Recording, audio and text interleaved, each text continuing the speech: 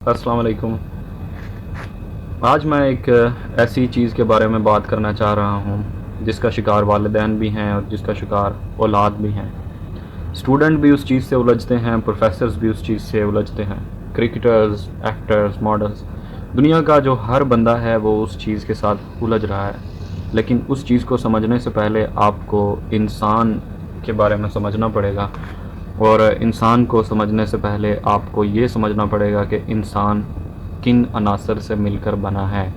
या जैसे एक मुल्क की कॉन्स्टिट्यूशन होती है, तो ह्यूमन बॉडी की कितनी कॉन्स्टिट्यूशंस हैं, और उन कॉन्स्टिट्यूशंस को कैसे समझा जा सकता है और उन कॉन्स्टिट्यूशन पे कैसे एक्ट किया जा सकता है। तो इंसानी जो जिस्म है, जो एक इंसान है, वो 7 कॉन्स्टिट्यूशन से मिलकर बना है।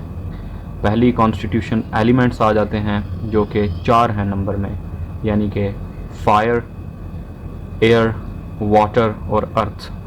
अब इन चारों चीज़ों की दो दो तासीरें हैं। अगर हम फायर की बात करते हैं तो ये हॉट है और ड्राई है। अगर हम एयर की बात करते हैं तो ये हॉट है और वेट है। वाटर की बात करते हैं हम तो ये कोल्ड है और ये वेट है। और इसी तरह अगर हम अर्थ यानी कि मिट्टी की बात करते हैं तो ये कोल्ड है और ड्राई है। अब ये जो चारों एलिमेंट्स हैं, जो ये चारों अनासर हैं, ये इंसान की शख्सियत के ऊपर एक गहरा असर डालते हैं। इंसानी कॉन्स्टिट्यूशन में दूसरी कॉन्स्टिट्यूशन की बात की जाए तो वो टेम्परामेंट है। और टेम्परामेंट और जो कह लें कि एलिमेंट, इनका बड़ा गहरा ताल्लुक़ है उस चीज़ के साथ जिसको मैं डिस्कस करने जा रहा हूँ, और जिसका शिकार आप भी हैं और मैं भी हूँ, और ज़िंदगी के किसी न किसी मोड़ पर हम सब उस चीज़ से उलझते हैं और उसका शिकार होते हैं। तो टेम्परामेंट्स टोटल 9 है नंबर में, और उन टेम्परामेंट्स की बात की जाए तो इवनली बैलेंस टेम्परामेंट है, अनइवनली बैलेंस टेम्परामेंट है। फिर आगे उसकी भी तासीरें हैं कि हॉट एंड ड्राई है, हॉट एंड वेट है, वेट एंड कोल्ड है, आगे वेट एंड ड्राई है। तो ये 9 है टेम्परामेंट नंबर में। इस चीज़ पे मैं बाद में आऊँगा। उसके बाद ह्यूमर्स की बात करते हैं। तीसरे नंबर की जो कॉन्स्टिट्यूशन है वो ह्यूमर है। जैसे कि कहा जाता है कि इस बंदे का ह्यूमर बड़ा अच्छा है, ये हंसी मजाक बहुत करता है। तो इंसानी जिस्म के भी ह्यूमर हैं, और वो 4 हैं। ब्लड है, उसके बाद स्प्लीन है, फ्लैम है और बाइल है। आगे इसकी भी तासीरें हैं। इन चारों की डिफरेंट डिफरेंट किस्म की तासीर हैं। लेकिन उनकी जो डिटेलिंग है उसमें मैं जाना नहीं चाहता। ब्लड की, फ्लैम की, स्प्लीन की और बाइल की, इनकी आगे एक पूरी एक्सटेंसिव नॉलेज है कि ये कैसे चारों इंपॉर्टेंट ह्यूमर्स हैं। लेकिन फ़िलहाल मैं उन पर जाना नहीं चाहता, क्योंकि अगर मैं उनको एक्सप्लेन करने जाऊंगा तो काफ़ी ज़्यादा जो टाइम है वो उस तरफ चला जाएगा। उसके बाद फंडामेंटल ऑर्गन्स आ जाते हैं हमारी बॉडी के। हर ऑर्गन का एक डिफरेंट फंक्शन है, and it's just like a universe. तो ये भी एक डिटेल टॉपिक है। उसके बाद स्पिरिट आ जाती है। स्पिरिट का हमारे टॉपिक के साथ एक बड़ा गहरा ताल्लुक़ है, और इस पर मैं बाद में आऊँगा। उसके बाद हमारे पास आ जाती हैं फैकल्टीज़, और जो कि 3 की तरह की होती हैं, नेचुरल, साइकिक और वाइटल। ये 3 फैकल्टीज़ हैं कि इंसान इन 3 मोड में रहता है हमेशा। फैकल्टीज़ के बाद जो लास्ट और 7वां और आखिरी कॉन्स्टिट्यूंट है हमारे पास, वो है फंक्शन ऑफ द बॉडी। और ये 2 तरह का है, फंक्शन ऑफ अट्रैक्शन और फंक्शन ऑफ रिपल्शन। अब ये 7 जो कॉन्स्टिट्यूएंट्स हैं, इनसे मिलकर जो है इंसान बना है। और जो इन कॉन्स्टिट्यूंट, अगर इनमें से एक जो कॉन्स्टिट्यूशन है उसको जब मैं उठा के बात करता हूँ तो वो टेम्परामेंट है, जो कि आज के हमारे टॉपिक के साथ रिलेट करेगा।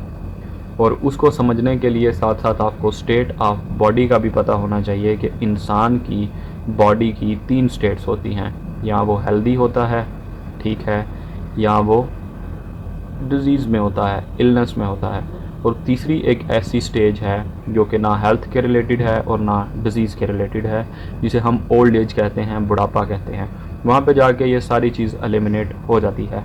हेल्थ वाइटल होती है, मगर ये आप कह लो कि तब तक काफ़ी चीज़ें जो हैं वो ऑलरेडी डाउन हो चुकी होती हैं, जो एक नॉर्मल हेल्दी वाला बिहेवियर नहीं होता है ओल्ड एज में।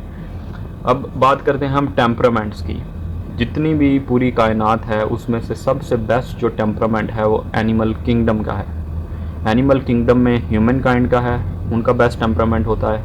उसके बाद पूरी ह्यूमन काइंड में फिर जिनका बेस्ट टेम्परामेंट आता है वो बिलीवर्स हैं, बिलीवर्स में यानी जो यकीन रखते हैं, जिनका अकीदा है, उनका टेम्परामेंट जो होता है वो बेस्ट होता है।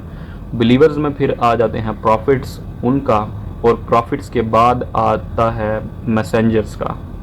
और ये जो मैं बात करने जा रहा हूँ ये बड़ी अहम बात है कि पूरी कायनात में जिस हस्ती का सबसे बेस्ट टेम्परामेंट था वो हमारे आखिरी नबी हज़रत मोहम्मद सल्लल्लाहु अलैहि वसल्लम थे। और उनके टेम्परामेंट के बारे में कुरान करीम में एक आयत भी है, सूरह कलम में आयत नंबर 4, वाइन्ना का अला हुल्किन अज़ीम, कि आप अहलाक में सबसे बरतर हैं, कि अहलाकी मेयार में आप सबसे बरतर हैं, प्यूरी ह्यूमन काइंड में आप माइटी नेचर हैं। और इसके मुतालिक सही बुहारी में है कि नबी करीम सल्लल्लाहु अलैहि वसल्लम बेस्ट ऑफ मैन थे in character and best of man in characteristics, in presence and in bodily features. He was the best of man. ठीक है, और इसके रिलेटेड काफ़ी अहादीस भी हैं। तो टेम्परामेंट जो है ये आपका ये रिलाई करता है कि आप चीज़ों को किस तरह अंडरस्टैंड करते हो, आप रिएक्ट कैसे करते हो, आपका फंक्शन ऑफ अट्रैक्शन कैसा है, आपका फंक्शन ऑफ रिपल्जन कैसा है। तो मेरा जो, आप जहाँ तक आपको जितनी मेरी बात समझ आई होगी, मेरा जो टॉपिक है वो एंजाइटी और डिप्रेशन के रिलेटेड टॉपिक है। और जो कि मैंने 2 वीडियोस में बेसिकली डिवाइड किया हुआ है, क्योंकि मुझे पता है कि किसी के पास इतना टाइम नहीं होता कि वो एक नॉर्मल बंदे की वीडियो को देखे और आगे फिर उस पर समझने की कोशिश करे। लेकिन मुझसे किसी ने कहा था कि आप वैसे तो काफ़ी मौज़ूआत पे बात करते हैं, तो क्यों ना आप एक ऐसी चीज़ पे बात करें जिस पे हमें भी फ़ायदा हो, जो आपके प्रोफेशन के रिलेटेड भी हो। तो मैंने जो टॉपिक चुना है वो एंजाइटी, डिप्रेशन, स्ट्रेस और इसके रिलेटेड जो है ये मेरा टॉपिक है। और उसको समझाने के लिए मैंने एक सिनेरियो बनाया है। होप सो आपको समझ आ जाएगा कि मैं अपनी बात को किस तरफ करना चाह रहा हूँ। तो जो मेरी इंशाल्लाह नेक्स्ट वीडियो में जो मैं अपलोड करूँगा, क्योंकि इसका तो ऑलरेडी टाइम एग्जैजरेट हो चुका है, तो उसमें मैं एंजाइटी और डिप्रेशन के रिलेटेड बात करूँगा। Thank you.